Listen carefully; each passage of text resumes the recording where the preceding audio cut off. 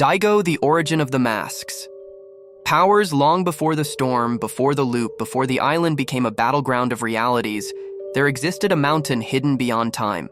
At its peak stood a monastery carved into the stone, where fire never went out and whispers never ceased. It was home to the Order of the Thousand Faces, mask makers, soul binders, guardians of a power forgotten by most. They did not craft weapons, they crafted masks. Each mask was forged through ritual, sealed with fire, and designed to contain powerful spirits, entities that once roamed free, too dangerous to be left unbound. Wearing a mask was not about concealment, it was about control, about surviving the will of something greater pressing in from the other side. Their most gifted artisan was Kaizan, a man of patience and purpose. Under him, the Order created dozens of sacred masks, the mask of wind that granted speed beyond light, the mask of the hollow that let one walk unseen, the mask of echoes that allowed the dead to speak. But Kaizan had a brother, Renshu. He believed the masks were not prisons, but vessels. He wanted not to trap spirits, but gods. When the others turned away from his ambition, Renshu disappeared into the mountains, taking with him forbidden scrolls and a piece of raw zero-point crystal. Years passed. Then, one night, the sky above the shrine cracked in half. Renshu returned only for a moment, wearing a mask of gold and black. His body floated above the ground. His voice was no longer his. What stood before the Order was no longer human. It was a conduit, a host, a face for something ancient and monstrous. Kaizan led the ritual to seal it. With the help of the others, they ripped the mask from Renshu's body, sealed it in blackstone, and buried it beneath the island's crust. Renshu's name was wiped from history. The forbidden mask was never spoken of again. Generations passed.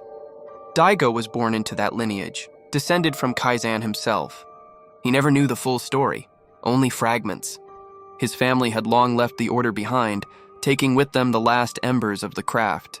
His father taught him how to carve, how to bind, how to listen, not with ears, but with the spirit.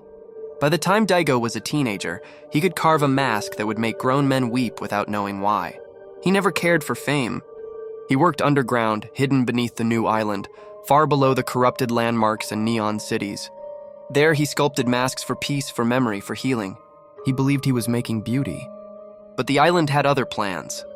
Inside it, fractured stone, aged parchment, and buried within, a mask wrapped in rotting silk. It was heavy, too heavy, and yet it pulsed faintly like a second heart. He shouldn't have touched it, but he did. From the moment he held it, something awakened in him. Dreams turned to visions. His ancestors appeared in flickers, masks twisted in anguish, voices drowned by gold. He saw a mountain fire, a rift, a brother screaming. Daigo's workshop grew darker. Masks on his shelves began to whisper. Shapes moved where there should be none. His hands, once steady, now moved with feverish urgency. He carved without stopping. He spoke in languages not his own. He became obsessed with the forbidden mask. And one night he put it on. The explosion of energy tore through the caverns. Dust and stone shattered. The island shook. Daigo's body levitated, veins glowing gold.